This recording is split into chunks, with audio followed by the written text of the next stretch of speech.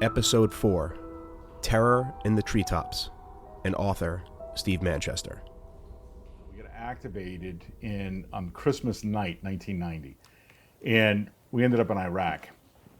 And the best way that I can describe this and be brief about it is I flipped a Humvee in the Gulf War, and I was left stranded for about 3 hours.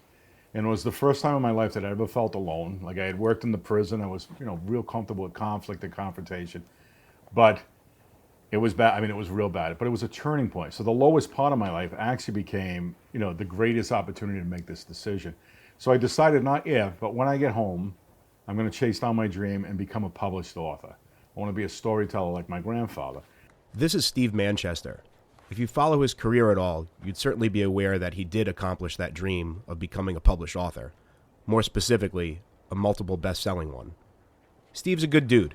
He's taken some of those years of hardship he mentions and used them as a motivator to propel his career as an author, public speaker, and advocate for several charitable causes.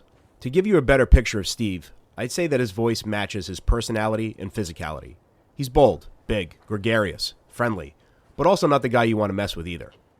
Although I've known Steve as a colleague for a few years, it was through a totally random conversation with him one day that I found out that he knew and worked with none other than Charles Turek Robinson. In the fall of 1997, I was a huge fan of Chip Robinson.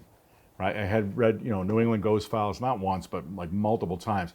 And the thing that intrigued me about the work was I thought he was an incredibly talented journalist, but that he also included or integrated this descriptive detail that you'd only find, from a novelist. And in my opinion, at the time, and it holds true today, 30 years later, he was a master at his craft, right? He was a genius, and he was an incredibly talented wordsmith. So I decided, because I'm not shy, I'm going to go meet him. So I drive into the woods of Rehoboth. I go and knock on his door. The door swings open, and there's Chip standing there. And there's probably an 80-pound difference between me and Chip. We have very different demeanors. We come from very, very different backgrounds. And, I extended my hand. He took it. I introduced myself, and I said, listen, I'm a stringer, freelance writer. I work for a couple different newspapers in the area. I'd love to do a human interest piece on you. I'm a huge fan of the New England Ghost Files. And he immediately let me in. We ended up setting up this meeting. But I remember thinking, looking around his house, oh, my God, it just had that setup of a writer, right? Like somebody who was creating something that never existed, right? That would live long after his life and long after, the lives of generations to follow him. So I was incredibly intrigued by that. I remember leaving and thinking, I hope I can get an editor to publish this, because I just gave this guy, and I was going to write it either way, but I went back, I interviewed him, and the Standard Times in September of 1997 ended up publishing the piece, and it ended up on the Sunday cover of the news, which was really cool because Halloween was coming up, and that was like my first introduction to Chip, and it wasn't my last. We ended up spending a lot of time together, he and I.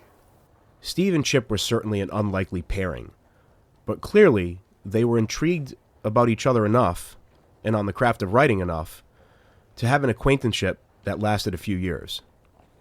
In many ways, it was their respective traumas, although very different, that brought them together. It was how they ultimately decided to deal with those traumas that began to move them apart. He and I stayed in touch. I don't know if you could call it a friendship, to be honest with you. I think there was a mutual respect. He was intrigued by my background in law enforcement, having been a combat veteran, so I think a lot of that intrigued him. I was also coming off of, I shouldn't say coming off, but still healing, right, from post-traumatic stress disorder as a result of this accident in the Gulf War, so we would talk a lot about that. One of the biggest fears of all veterans is you don't want to be stuck in a place in time, right? So if you served in Vietnam, the last thing you want to do is live the rest of your life in 1967. To me, that's a tragedy, right? That's criminal. So I'm not ever going to make that analogy or that comparison to Vietnam vets, but, having witnessed and experienced some of the things that I didn't want to be stuck there. I wanted to move on. So there's so much darkness from the things that you see. And I think that's, to get more into the personal stuff, but I wrote a book on the prison system. He was writing books about death. So we were both basically in a dark place. And I think that's where we related on a very, very strange level. The one thing I couldn't relate to him about was I wanted to leave and get back into the light. And I couldn't see that in him. Like he dwelled in the darkness, which I think made him very, very, very good at what he did. But it's kind of scary. So on a professional level, it's a bit of an advantage, right, when you can feel something.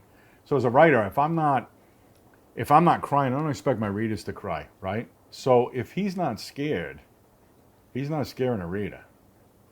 So and I looked at that, and it actually helped to pave some of the early road for me as a writer, that you have to experience it, you have to live it. If you're going to write about a character that has anxiety, then you better know what anxiety feels like, right? Or depression. His stuff, as you read it, it's absolutely amazing, but it's dark. So that's where he lived. This was far from the first time I've heard this reference about a darkness in Chip. Sure, someone who's fascinated with the dead has got to come with a touch of this darkness. But for Chip, it went well beyond that, and unfortunately on a path to his own demise. He and I more or less went our separate ways because there was a point where I realized he's not going to help me. And I'm probably done helping him. Do you know what I mean? So, again, we had that mutual respect, but I think on a professional note, I knew that he and I were never going. I mean, one of the last conversations we had about writing was he was very reluctant or tentative about getting into straight fiction because of, you know, the internet was becoming something, right? The world was opening up. So if you look back, 20, 30, 50 years ago, like Hemingway competed against very few writers. And he was he was a genius, right? But his competition is not what it is today. So when I put pen to paper, I'm competing not against American writers, but people from Sweden. No, it doesn't matter. The world's wide open now. And I think he could sense that. I think Chip could sense the fact that in order for me to get to fiction, I need to elevate my game. And it's not that he couldn't have done it, because there's no doubt in my mind he had the tools, right, the tool set, but I'm not sure he wanted to do that. And I think he was so driven by folklore, and took a great pride into offering something back to the community, right? Like I was with him multiple times where people, would see him and approach him, and he was almost iconic at a local level. Like it was amazing that, the way that they talked to him, there was reverence, right? Which I can do nothing but respect. So he taught me quite a bit, and it was like teaching a child. Like I wasn't listening to what he said; I was watching what he did. The local celebrity of Chip Robinson is pretty fascinating. Steve is certainly not the first person I interviewed to bring this up. I mean, let's face it, authors aside from the likes of the Stephen Kings and J.K. Rowlings of the world are not necessarily rock stars these days. But there was just something about Chip that was clearly memorable. Sure, I'm sure the 50s style pompadour hairdo, wearing the sunglasses and trench coat were part of that identity, but there was definitely more to it than that. What's ironic about this, though, is for as much as Chip loved the success of his book, his personality did not necessarily enjoy the more intimate interactions with fans that came along with that success. In most regards, I would consider him to be a recluse. He lived in a beautiful home. It was all set up real nice. I think he had his own, people, and I don't know if there were a lot of them, but people that he was, he felt comfortable with. I know that he was medicated. Obviously, he had struggled with depression and anxiety, which is something that he and I related to on that level. I know that when it was time for public appearances, he would be incredibly medicated for those, right? And anybody who says that public speaking doesn't tweak them a little bit is probably not telling the truth. I've been doing it for many years, and even now I get kind of hyped up for it. But I want my wits about me. It got to a point, I think, where it was such a struggle for him that he had hired this woman, Maureen Estes. And at the time, she was working as a journalist for the Somerset Spectator, and she would come in and read excerpts of the book while he sat there, but she was the one that would talk to the audience. And then once he kind of felt comfortable enough, he would answer questions. But I remember sitting in the galley, right, in this peanut galley, and I'm thinking, I want to, if I write it, I want to be the guy who reads it, and she did a marvelous job. She was fantastic, but I thought it was kind of strange. And it's not a judgment by any stretch, but I know it was a form of torture for him to go out into the public and meet his readers and connect on that level. I think he probably felt more comfortable with the dead than he did with the living. What I found to be both enjoyable and fascinating about Steve's interview here is that he had this unique perspective on Chip, not just as a fan and as an acquaintance, but also as a fellow author. I mean, Steve and Chip weren't destined to be friends by any means, but their respective battles with mental health brought them together in a very unique way. What's probably one of the most valuable perspectives from Steve here, though, is that he had the ability to look at the craft of writing, the craft of being a published author, and give an opinion of where Chip Robinson sat in that mix. From Steve's perspective, just how important was Chip's contribution to the paranormal and local folklore genre? In my opinion, and again, this wasn't my genre, right? Like, even though I was really taken with his writing, it wasn't my genre. But when you looked at haunted houses, when you looked at, ghosts, doing studies on them and reporting on them, documenting, and then turning them into these folklore type stories that people could share, fireside. In my opinion, I may be wrong, but he was the first to do it. I think he's probably the grandfather of this type of genre. You have to say that it's nonfiction because he presented it as nonfiction, right? Again, there are people that are going to argue that and say, there's a fictional piece to this. I don't care. I really, really don't.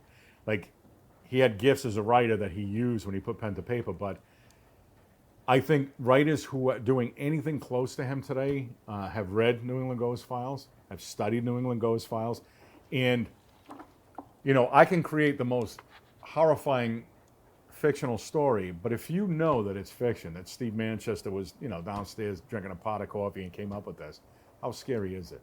But if you present it as if it's real, then it's terrifying.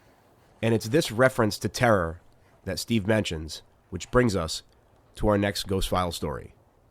Eric will share that with you right now.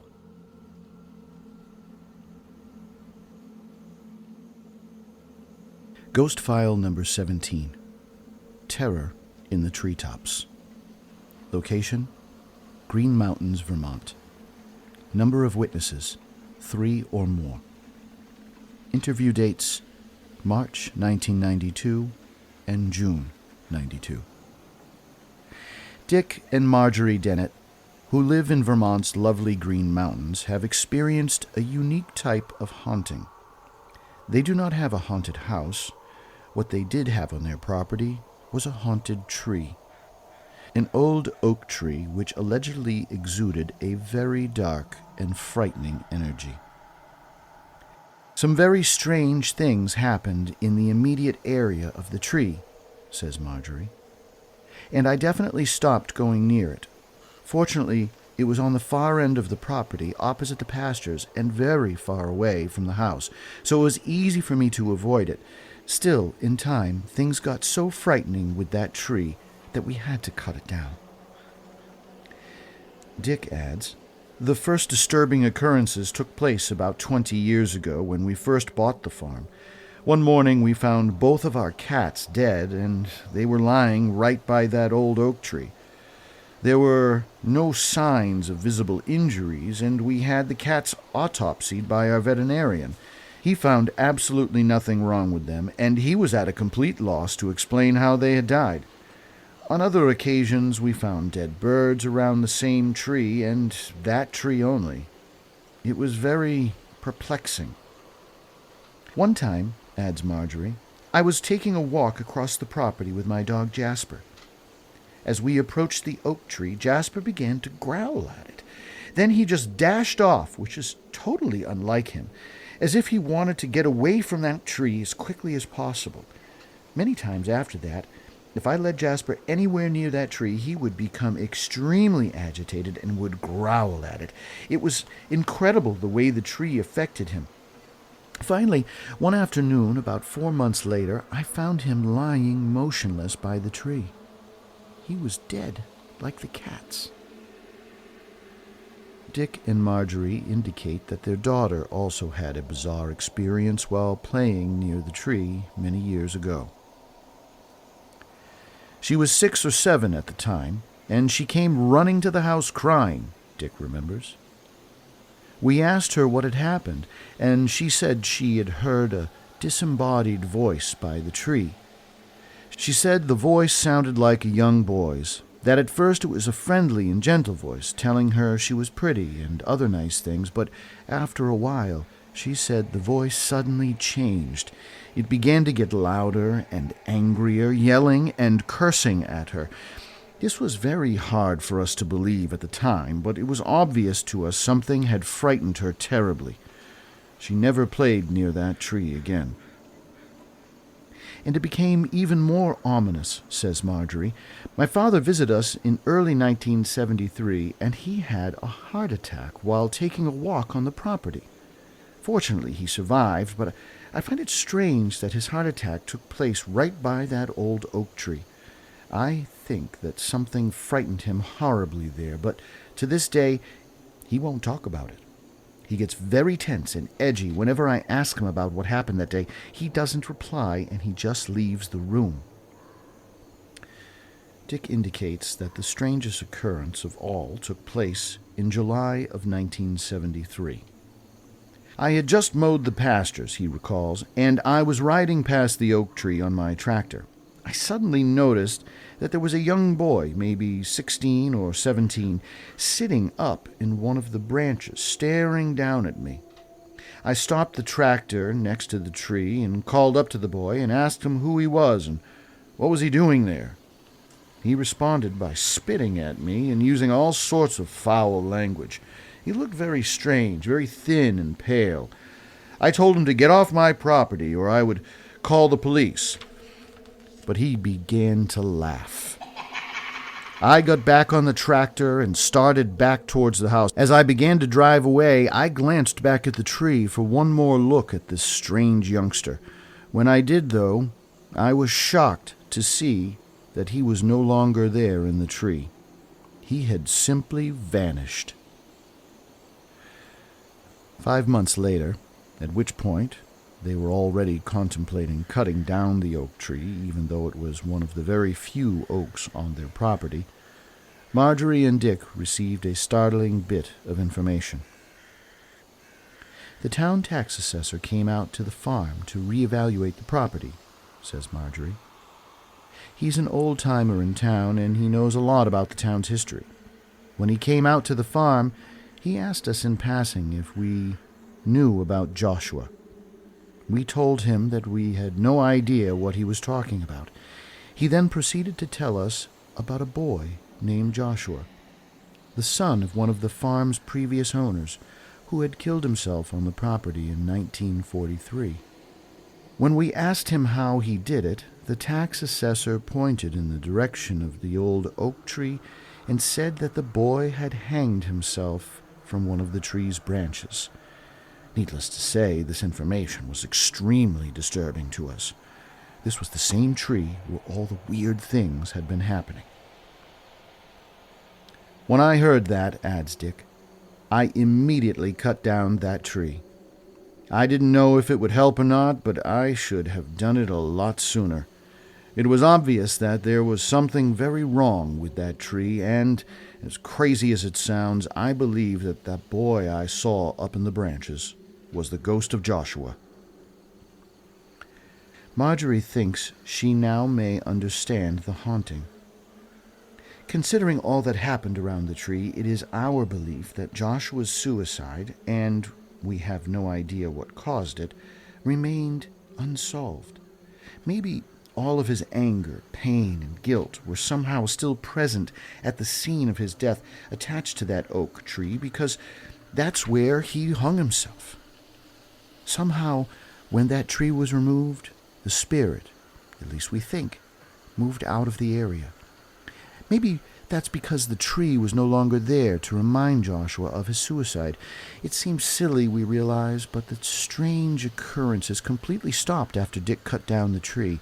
Still, we mostly avoid the spot where the old tree used to stand, just in case. Author's note. Research confirms that a suicide by hanging involving a teenage boy did in fact occur on the property in December of 1943.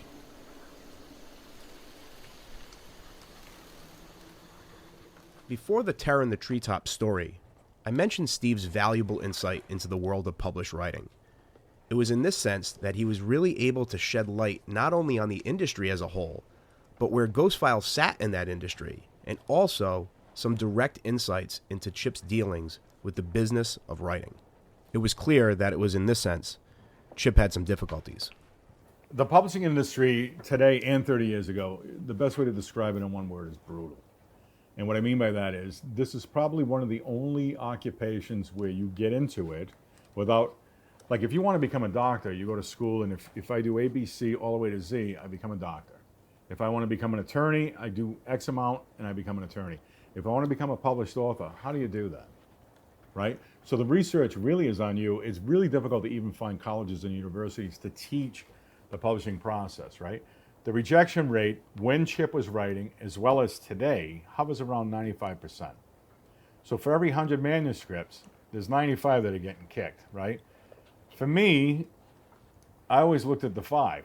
So eventually I'm going to become one of the 5, and then, but this is not something for, the weak at heart. I mean, this is a pursuit that takes a long time. On a recent interview, somebody asked me, what's the greatest thing that you ever gave your children? And I said, I allowed them to watch me fail for nearly 20 years. And I'm not saying I wasn't having these small successes, but get to a point where my stuff was selling internationally or nationally. It took a very, very long time. But it took a commitment from me in 1991 to say, you know what, I'm going to stay the course, right? I think back in the day, because Chip published locally with a publishing house, at the time, I wouldn't say an arm, but I would have probably given maybe my pinky finger, right, to get a contract with that publisher just to get started, because it's so difficult to break in. It might have been a blessing in disguise that I never did, because he and I would talk about some of his troubles with this publisher. And we're not talking about today where everything's data driven and you can run a report and I can see the numbers on Amazon, which is going to sell upwards to 95% of your books anyway. They weren't probably producing reports for him, or if they were, there was no way for him to second source those. So he was in the dark, and it was one of those trust type things, and I'm sure they probably ran a quarterly report for him, and I'm sure he made money. But my guess is he didn't make what he should have made, nor did they take it and reinvest that money where they could have taken him to a much bigger level. I'm not sure people in Nevada or California were reading this book, but I know the people that read it locally were blown away by it. So the idea that his publisher either didn't have the means and resources or never even attempted it, pushed this thing out of New England, is a shame. Because they thought the potential for this book far exceeded the success that he realized. And he did have a lot of success with it. He truly did. Today, everything's data driven. I can look on Amazon and kind of tell you how many books I've sold today, right? And it's kind of, it's the devil, right? But you got to dance with the devil. So Amazon owns such a huge monopoly on this market, on this industry, that you have to play with them, right? The upside to that is everything's transparent. It's very visual now. Even back in the day, my first couple books, there was no way for me to, hey, is this really what's going on? Unless you self-publish, and at the time, that was a real bad thing to do, right? So my heart kind of went out to him, because I didn't think that the New England Ghost Files got the best shot it could have. For such a locally successful book, it was pretty wild to hear Steve say that, in his opinion, the New England Ghost Files didn't reach its true potential. I asked him to elaborate a little bit further. So in 1994, the traditional print count would have been 2,000 copies. Once that sells out, you go to a second print. They may have juiced it up to 5,000, which would have been fairly big at the time. My guess is this went through multiple prints. It had to have gone through multiple prints, right?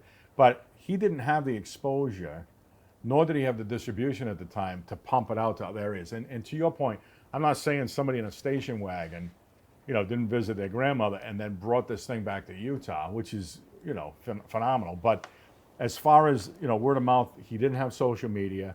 He didn't have a way to pump that out. And I know for a fact his publisher was not doing anything.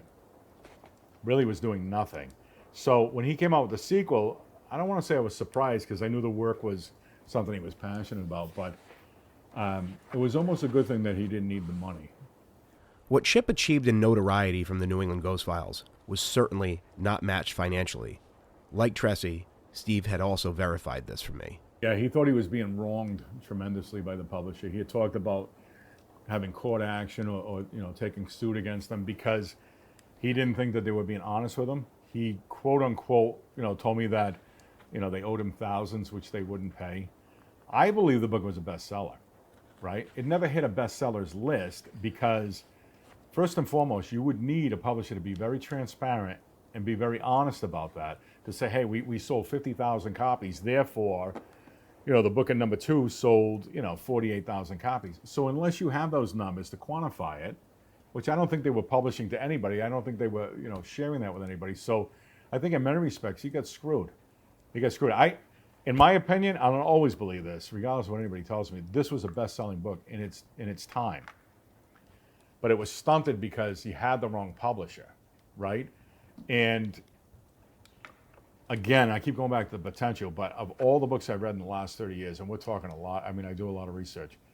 This is one book that has stayed with me, and one book, to me, it's timeless, right? Because obviously it's going to kick up in the fall, and it'd be one of those perennial type reads, but there's no reason that a grandfather who would enjoy this wouldn't share this with, his son, who then shares it with his grandson or granddaughter. Like, that's the type of work this is. I think what Steve did for me here a little bit was inspire some motivation on pushing this story in this podcast out. I guess in some weird way, I've taken some, post-mortem responsibility on Chip's behalf to extend the reach of his work. I think after diving into his story so far, it's just something I really want to do. This book should absolutely be republished. And I think it's almost a discredit to his work, right, that it doesn't get republished, because I think, today's generation and generations that follow should actually have access to these stories and be able to enjoy them. It's like, for me, because it's New England folklore, especially in it being as local as it is to you and I, it would be a shame if this book doesn't live on for decades, right? And just being passed down from one generation to the next. Because I think everybody likes to be scared, right? It's like getting on a roller coaster. It's thrilling, right? There's a reason you do it. It scares the hell out of you. Some of the stories in this book scare the hell out of people, but isn't it cool to share that with your parents or your grandparents, and then be able to share that, going on? So not only should it be republished, again, it would be a shame. It would be a crime if it wasn't. Republishing the book is ultimately one of the long-term goals. With some help from the listeners out there, the listeners of this podcast, that may indeed be possible. So when you write a book, and I'm going to speak from experience a little bit, and then we'll get into his stuff, but when you write a book, it's the first third of the process, right? So if it takes me 6 to 9 months to write a book, 80,000 words, that's the first third of the process. The second third of the process, and probably more painful than the first, not probably, it is getting the book published. The final third is actually getting the book sold, which means marketing, promotion, so on and so forth. That can be fun if you have the right supports. But he'd already written the book, starters, right? So it's easy to tap out on it. Because he was wealthy, or he had, financial means, he didn't need the money, right? I know that he was teed off about it because he thought he was being screwed. I don't think he could quantify how much money that he was losing, because I don't think he had, that data. But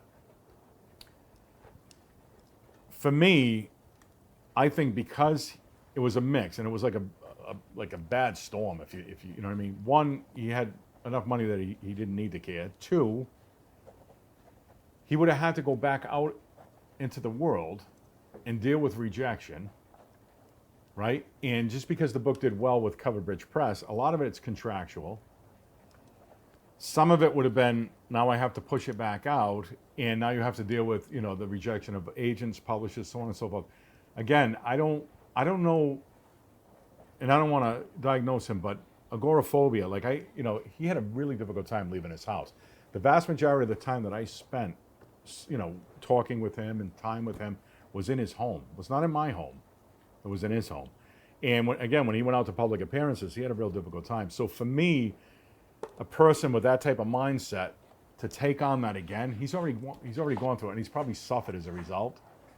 So I think he was probably somebody who could have been taken advantage of, right? Because, what is he going to do? He's not going to another, right? And at the time, especially at the time, there weren't a lot of shops around, right? It's not lost on me that he went local. This book could have been published in New York with Random House, Bantam Dell, Avon. He ended up going to Covered Bridge Press. What that tells me is, sometimes you take the goat trail, right, and you get all bumps and bruises, or sometimes you take, the easier road. And I think in the beginning, the easier road is the way to go. So I don't fault him for that. But as far as getting it republished, I think if he extended himself a little bit, he probably could have done much better with the book. Years ago, when Chip Robinson was writing and publishing, if you were part of a subsidy press, a vanity press, if you were self-publishing, you better not even talk about it, because you will never ever be able to write again, and you'll never be able to get something published again. If you have an ego and a bank account that's big enough, then we can all become published authors, right? He actually found a legitimate press, whether or not he went to them or they came to him, irregardless. He found a legitimate press. He got the book published legitimately, and the credit that I would give the publisher is, one, the packaging of the book, right? So he never had to pay out of pocket for that. The publisher does. Exposure. If there's any marketing or promotion, again, it probably did not come out of pocket. It came from his publisher. They're also supposed to set up events, so on and so forth. At the time, you could not self-publish.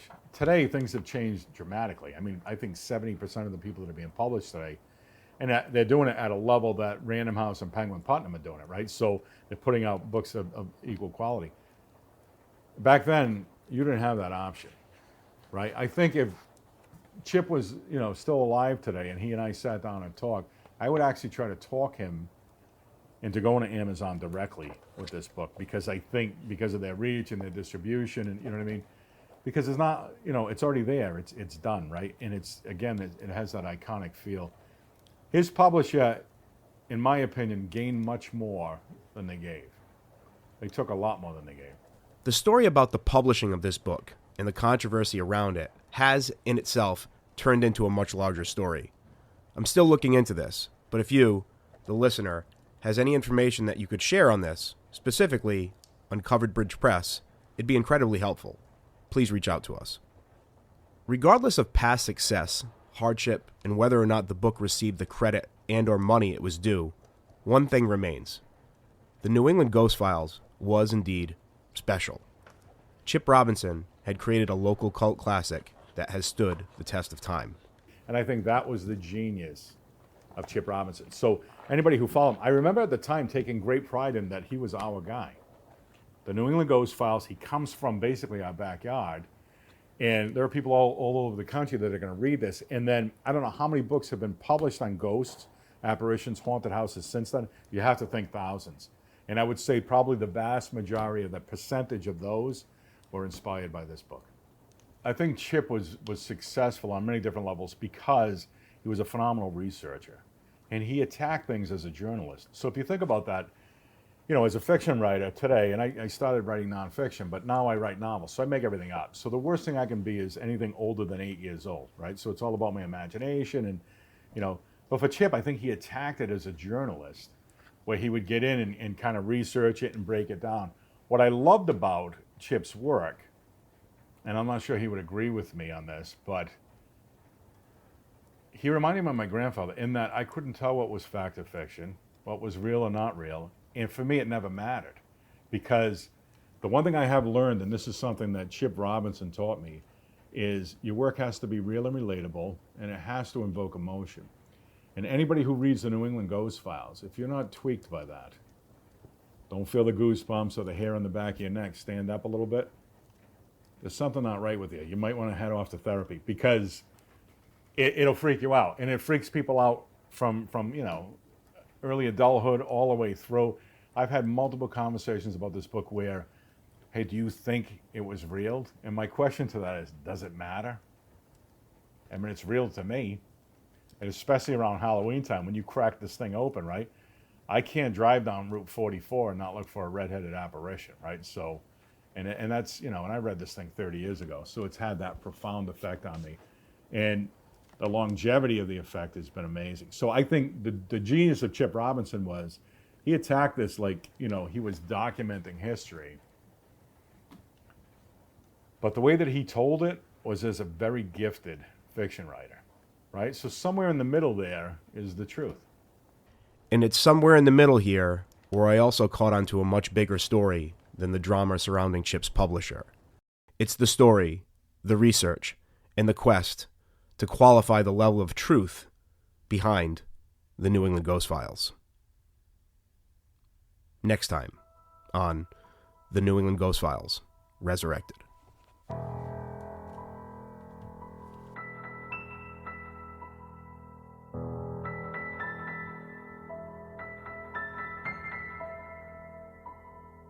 If you have any information that could help shed light on Chip Robinson's story or the New England Ghost Files, please reach out to us at newenglandghostfiles@gmail.com. If you were interviewed by Chip Robinson for one of his stories, we're very interested in hearing from you. Please reach out. The New England Ghost Files Resurrected is written and produced by me, Tommy Whalen. Mixing, mastering, and sound is done with help from Gary Lawrence, John Worski Jr., and Authentic Radical Stories.